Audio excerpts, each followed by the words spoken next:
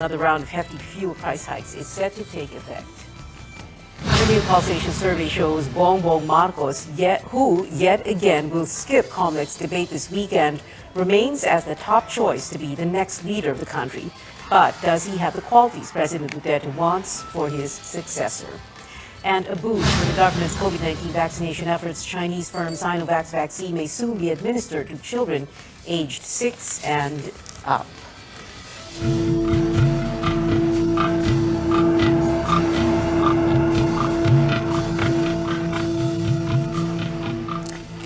A double whammy for Filipinos tomorrow. Transport groups will halt trips across the country as another painful round of fuel price hikes take effect. Beginning midnight, some oil companies will add 13 pesos to every liter of diesel and 7 pesos for gasoline. Motorists will also pay almost 11 pesos more for every liter of kerosene. This is already the 11th week of price hikes this year. The group, Lawyers for Commuters Safety and Protection, says it is planning to hold mass actions across the country tomorrow as new pump prices take effect. It says drivers who are part of the National Public Transport Coalition prefer to hold off trips for now than carry the burden of expensive fuel. The coalition is made up of over 30 associations. Hindi lang po mga jeep, taxi, bus, but also includes trucks, delivery trikes, yung mga nagde-deliver po na nakamotorsiklo, yung mga motorcycle taxi, kasama po dyan. So, it's not going to be only yung usual na mga passenger-based public transport, pero yung pong mga economic-based tulad ng mga trucks, delivery motorcycles ay sasama po sa tigil pasada. It is unclear for now how many members of the coalition will stop operating. Also tomorrow, Transport Group Riston will hold a protest against the non-stop pump price increases in Metro Manila and different provinces. Now, as drivers brace for another round of fuel price hikes tomorrow, the government is also set to deliver its promised fuel subsidy. The Transportation Department says the payout will begin with jeepney drivers, but others will have to wait a little bit longer. More from Amor Santos. Jeepney drivers get first crack at the fuel subsidy. Transport officials say 6,500 pesos will be credited to their Pantawid Pasada cards beginning March 15th. Nakahanda naman po yung card eh. Hindi ko po alam kung may laman. Malaki tutulong na sana kung paabot pa karating sa amin. Hindi pa naabot ang operator eh. Pansamantala ng 6.5 na yan. Ay paano naman susunod na araw? Tataas at tataas yan. Parang baliwala rin yan. Pupuno lang yung tangke pero hindi nyo makukontrol yung pagtaas. While the payout is sure for drivers of four-wheeled vehicles, it's still unclear how much tricycle drivers and delivery riders will get. Within this week and next week, kasama na po yung card production and card distribution. Kasama na po yung downloading of funds. Tricycles is easy. We've done that in the past. Official data shows of more than 377,000 beneficiaries, less than a third or 113,000 are drivers of tricycles and delivery services. But there are millions of tricycle drivers nationwide. Officials say they will work with local government units on cash aid for tricycle drivers. Dapat sir makakuha kami kasi parehas naman kami nagagamit ng gasolina eh. Napakahirap po talaga. Kung mayroon man, napakalaking tulong po sa amin yun. If world oil prices hit $140 per barrel due to the Ukraine-Russia conflict, energy officials say gasoline could sell for 87 pesos per liter and over 81 pesos for diesel. Consumers are feeling the pinch with higher prices of basic goods and commodities, and soon to follow a further rise in electricity bills according to power distributor Meralco. A number of sectors have called for a quick fix, suspending taxes on fuel, but the government has rejected it. This will translate to significant foregone revenues, and this will be detrimental to our recovery and long-term growth. However, Mr. Chair, the government remains ready to provide targeted relief assistance and support to address the impact of the oil price hike for affected sectors. Amor Santos, CNN Philippines. The Energy Department, meanwhile, says it is planning to hit the brakes on fuel excise taxes, even as economic managers earlier rejected the idea. Energy Chief Alfonso Cusi says President Duterte is also calling for a special meeting tomorrow to address the spiraling fuel costs. We're discussing that, no? Sa amin, ako, sinabi ko noon, let's suspend excise tax. That is from our perspective on the sa fuel, no? But again, looking at the bigger picture, pag nagmi-meeting po kami, siyempre binabalanse po natin sa mga pangangailangan, ito pong excise tax na ito ginagamit, hindi lang marami pinagagamitan po ito, no? Social services. Social services, everything. Binabalanse po yun. Cusi is pushing for a staggered fuel price hike, although oil companies are not keen on the idea. The steady increase in fuel prices has made it even more difficult for many Filipinos to make ends meet. Now, a labor group has filed a petition with the Metro Manila Wage Board for a hefty minimum wage hike. Chrissy Di Matulak reports. Raymond is a delivery courier. He gets 537 pesos per day, the minimum wage in Metro Manila. His company also gives him gas allowance and other incentives based on the number of deliveries. He says his monthly take-home still falls short of covering his expenses. Pag sahod pa, bayad sa utang, kulang pa rin talaga. Maris will enlist in a manpower agency for overseas work. She says she may reconsider if a wage hike is approved.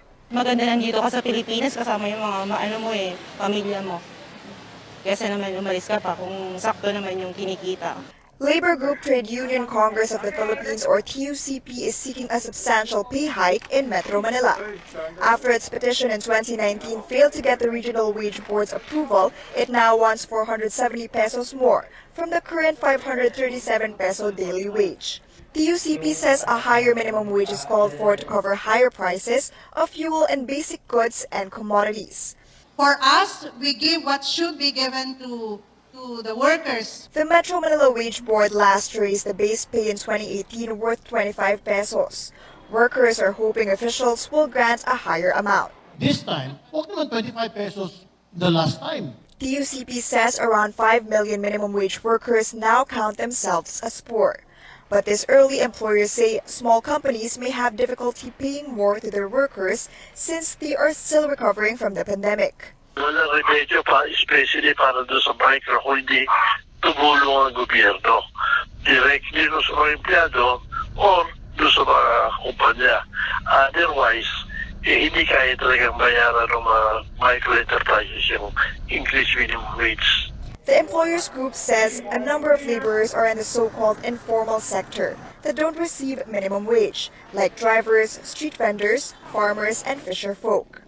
Labor Chief Sylvester Rebello earlier asked wage boards to speed up the review of the minimum wage. He says he expects recommendations before end April. Chrissy Di Matulak, CNN Philippines.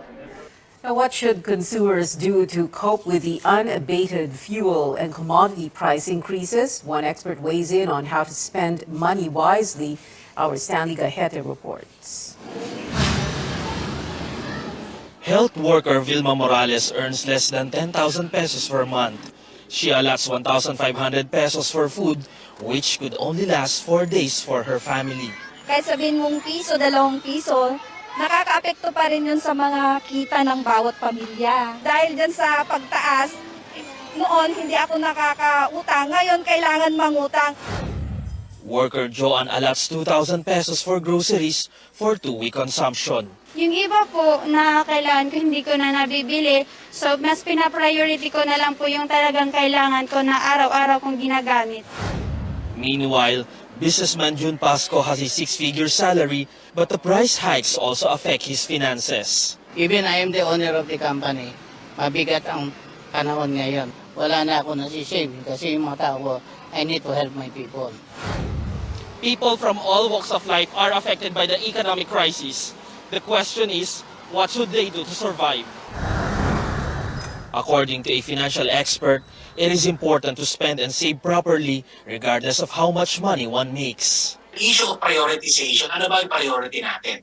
Then doon ka mag-a-adjust along the way. Although kahit sabihin mo maliliit na amount yan, nag-a-add up din yan, makakatulong din yan. Johnson also says Filipinos need to track their expenses and make sure that their income is bigger than their spending. Example, pagkain. Mas mahal ang baboy kaysa sa giniling na baboy. Parehong baboy yan, pero hindi pareho yung cost. Magbabawas ka ng mga, ano mo yun, mga sugar products, kasi medyo mahal yun. O sige, fix ang salary mo. Pero ano pa yung mga pwede mong idagdag? Gumawa ka ng side hustle or sa salita nga, rumakat ka ng konti. Johnson adds Filipinos also need to improve their financial literacy to break the cycle of poverty and to survive economic downturn. Wala tayong magawa sa ekonomiya, no? Pero may magawa tayo sa ating pangsariling ekonomiya. Wake up call sa atin to para maalala natin na sa susunod na magkaroon ng crisis, mas ready tayo. Stanley Gayate, CNN Philippines. We're still monitoring the war in Eastern Europe. Diplomatic talks are set to take place yet again between Ukrainian and Russian officials today. Ukraine believes it will get concrete results this time around. It says Russia has become, quote, much more sensitive to the Ukrainian position. Russian troops, however, are doing the opposite on the ground. 35 people were killed, while 130 were injured after they fired missiles near the city of Lviv on Sunday. Russia also asked China for military aid, which U.S. officials say was concerning. With Russia expanding its offensive, the Foreign Affairs Department appeals to the remaining Filipinos in Ukraine to go home. Over 200 Filipinos have returned to the country, while around 70 are awaiting repatriation. The Foreign Affairs Department has summoned Chinese Ambassador Wang Xilian over the Chinese Navy's illegal incursion in the Sulu Sea. The agency says a Chinese Navy vessel entered Philippine waters without permission from January 29 to February 1st. The vessel reached Palawan's Cuyo group of islands and Apo Island in Mindoro, claiming it was exercising innocent passage. But the DFA says it violated the country's sovereignty as it continued its activities in Philippine waters despite being directed to leave. The Chinese Embassy in Manila says it will issue a proper response on the matter.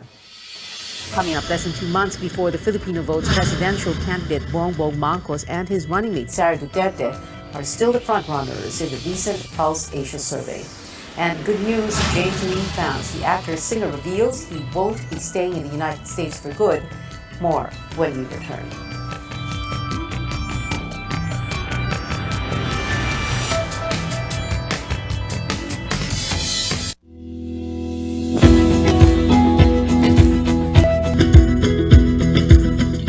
SMC, San Miguel Corporation. Bisag unsang industriya ang sudlan niini, tinguha sa SMC ang pag-uswag o paglambo sa mga Pilipino. Karon, gikan sa SMC, aniya na ang SMC Davao Cement. SMC Davao Cement, gama sa Davao para sa Mindanao. SMC Davao Cement, ato ni bay.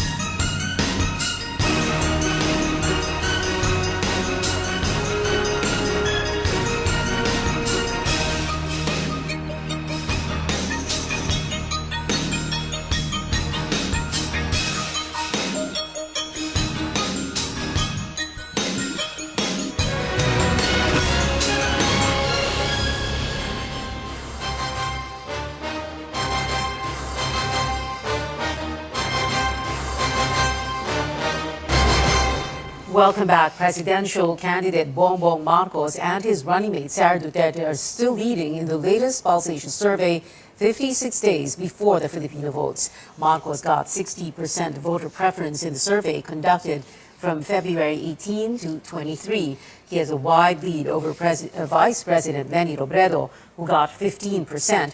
Unlike the January survey, Manila Mayor Isko Moreno and Senator Manny Pacquiao are no longer tied with 10% and 8% respectively. Senator Ping Lacson rounded up the top 5 with 2%.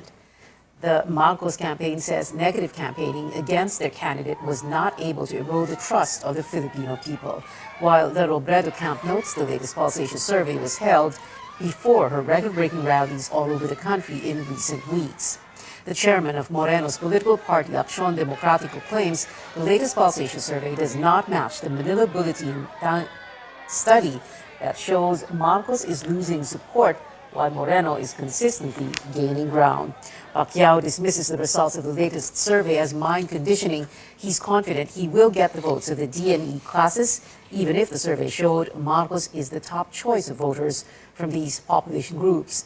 No survey respondent from the National Capital Region shows Pacquiao as their preferred president. Zero, grabe. Sino kaya maniwala no na? Dapat tinanong nila yung ano, baka yung mga mayayaman lang tinanong nila. Hindi nila tinanong yung mga mahihirap na tao. Kahit siruhin pa nila ako, Luzon, Visayas, in Mindanao. Hindi pa rin ako matitinag. Ano yan? Mind conditioning sa taong bayan. Among the vice presidential hopefuls, Davao City Mayor Sara Duterte is in the lead with 53%, higher than the 50% she got last January. Senate President Tito Soto suffered a 5% drop to 24% in the latest survey. Senator Kiko Pangilinan got 11%, Dr. Willie Ong 6%, ang Buhay Party List Representative Lito Atienza 1%. The survey was conducted through face-to-face interviews with 2,400 registered voters. It has a 2% error margin. President Duterte floats 3 specific traits he wants to see in his successor, although he refuses to endorse any candidate. An official of his party, PDP Laban, believes no other hopeful fits the bill aside from Vice President Leni Robredo. Trisha Terada tells us why in this report. President Rodrigo Duterte says Filipinos must choose a chief executive who is compassionate, decisive, and a good judge of character. He would also prefer a lawyer to lead the country. Among the 10 presidential candidates, only Vice President Leni Robredo and Jose Montemayor Jr. are lawyers. For PDP Laban executive and Eastern Samar Governor Ben Evardone, it was, quote, a virtual endorsement of Robredo. Based on the qualifications set by President Duterte, Evardone announced support for Robredo on Monday. In a statement, Evardone said he welcomes and supports the high bar set by the president for his successor. He added there is only one decisive and compassionate lawyer among the candidates, and that is Robredo. But the PDP Laban faction led by Energy Secretary Alfonso Cusi tells CNN Philippines The Source the party is not endorsing any presidential candidate, at least for now. He says the president is not talking about a candidate in particular. He's talking about certain qualities of the president. I mean, certain qualities of a would-be president. No? Mas abogado, compassionate, no po, naging mayor, yun ang mga sinasabi na. But I think that qualities hindi naman makita sa isang tao. Sino ba yung lawyer na naging mayor, compassionate, putting it all together. No individual would have that kind of qualification by himself. I think he was not referring to anybody, parang wish list na yun. Amid speculations that the president is virtually endorsing Robredo, political analyst Mon Casipe says anything is possible at this point, but he thinks Mr. Duterte is still not endorsing anyone for now. Yung mga sinabi na hindi naman out of this world eh. Yung pagiging abogado at saka yung mga iba pang mga qualification na sinabi niya, matingin ko mas galing sa karanasan niya mismo bilang presidente.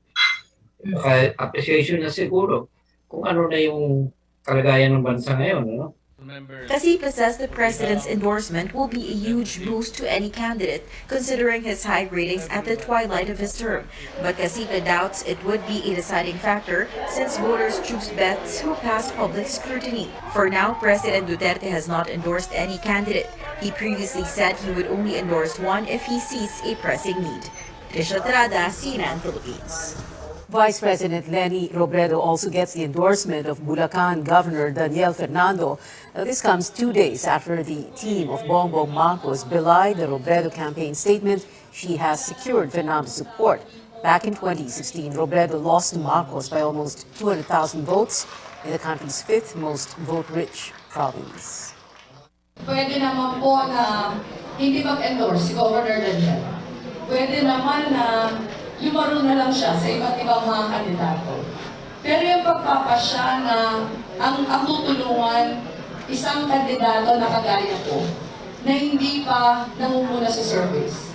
Pagpapakita ng pagdesisyon na walang alintana sa epekto sa sariling kandidatura. Pero yung mas tinitingnan yung katatagan ng loob at pagmamahal sa kanyang loob. Senator Ping Lacson reveals a mediator from the Robredo campaign has recently asked him to withdraw from the presidential race. Lacson says the agenda is to have a unified candidate against the son of the late dictator, Bongbong Marcos. The Partido Reforma standard-bearer also accuses the Robredo campaign of claiming he was backing out from the campaign, similar to what they are supposedly doing to Senator Manny Pacquiao. Meanwhile, Lacson says he will welcome an endorsement from President Duterte. Di ba dapat lame duck na? Other presidents in the past, di ba? Pagdating ng towards the last quarter of the term, kita naman natin na parang hindi na iniintindi. Ewan ko kung meron to si Presidente Duterte hanggang ngayon, maski kumausap na sa ground, parang yung mga local officials, civic congressmen, hanggang ngayon marami naghihintay, sino ba endorse ng Presidente? Manila Mayor Isko Moreno and his running mate Dr. Willie Ong woo voters in the Bicol region. They held a campaign rally in Sorsogon City today. Moreno said he would try to go to Robredo's hometown of Naga City if his schedule permits. Meanwhile, the external vice president of Acción Democrático, Attorney Bo Rocco, says his family supports Moreno's candidacy. Bo is the son of the late former Senator Raul Rocco, who established Acción Democrático in the late 1990s. Bongbong Marcos will not attend the Commission on Elections presidential debate this Saturday. That's according to his chief of staff and spokesperson, Vic Rodriguez, who said Marcos will be with his supporters on March 19th. 9 presidential candidates are set to attend the event. For the March 20 vice presidential debate, only 7 out of 9 bets will attend. Marcos's running mate, Sara Duterte, has not responded to COMELEC yet, although she told media that she will not be participating. Senator Manny Pacquiao's running mate, Buhay Party List Representative Lito Atienza, declined the invitation while he recovers from knee surgery. Debate skippers will be banned from airing content in the COMELEC's e-rally Facebook page until the end of the campaign period.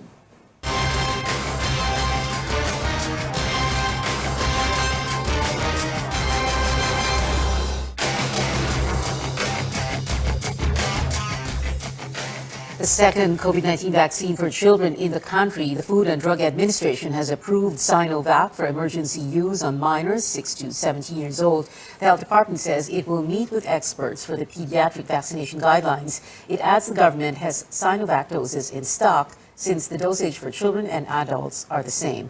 Infectious disease specialist Dr. Ron Jean Solante says the Chinese-made vaccine is 74% effective against infection, 90% against hospitalization, and 100% against ICU admission and death. Solante is part of the vaccine experts panel that reviewed Sinovac's data.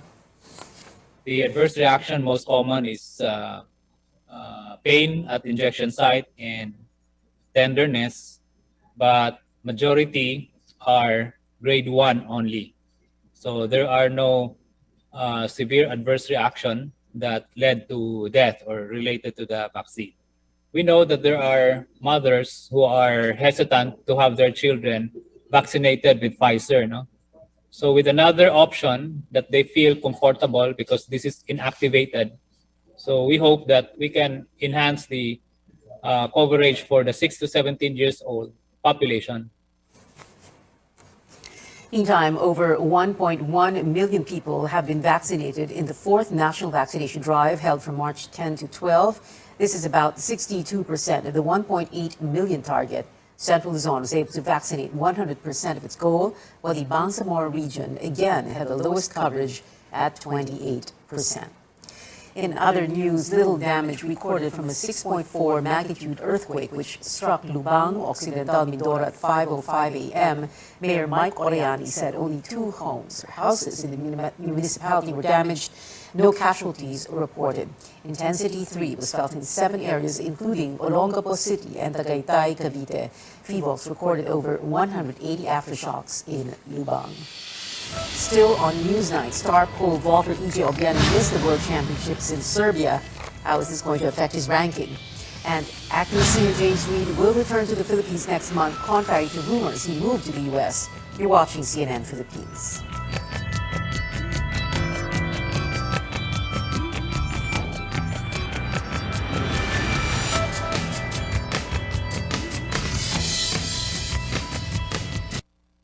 Pwedeng i-repair at i-protect ang sensitive teeth. Mabisa ang SMC, San Miguel Corporation.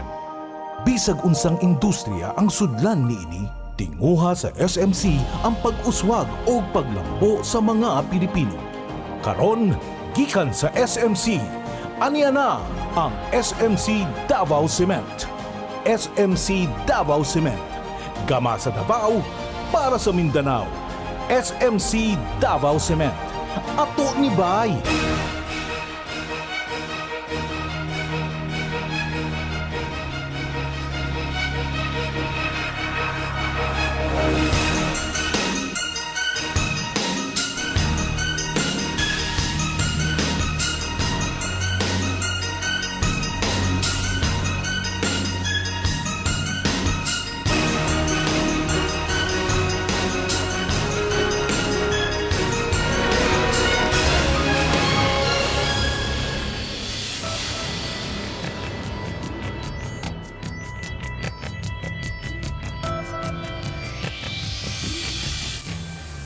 You're watching Newsnight on CNN Philippines. EJ Obiena, the world's number 5 in men's pole vault rankings, is disappointed with points lost from missing the World Indoor Championships in Serbia. Obiena told CNN Philippines he could have gotten an extra 100 to 200 points from the event. But TAFA did not endorse the Olympian in major tournaments this year because of a financial spat. In response, Puwersa ng Bayaning Atleta Party List Representative Jericho Nograles says the Sports Commission should defund the association. And LeBron James claims a milestone that is a first in the NBA. The Lakers star surpassed 10,000 points, 10,000 rebounds, and 10,000 assists. LeBron already scored over 30,000 points, but he entered the 10K club after making his 10,000th career assist in Sunday night's Phoenix Suns game. On to another sports legend, Tom Brady reveals he's heading back to the field just over a month since announcing his retirement. The NFL quarterback said on social media that he will come back for his 23rd season because he still has unfinished business. Another homecoming to look forward to, this time for James Reid. The actor-singer clarifying he did not move to the U.S. for good despite rumors and will be back by April. James says he only flew to Los Angeles, California for music collaborations. I came out here to work on music, meet a lot of people, try and see what doors I can open, make a name for myself out here and make Filipinos proud. For this year, focusing on music, and I'm also excited to get back home. I'll be signing 4 artists to Careless Music, my music label, and we'll be releasing a lot of music. Last Friday, the artist released a remix of his 2021 track Hello featuring JB of K-pop group GOT7 and Taiwanese American rapper OZ. And that is it for now. Join me again on news.ph at 7 p.m. I'm Beyond Express for Newsnight, where we go above and beyond the headlines.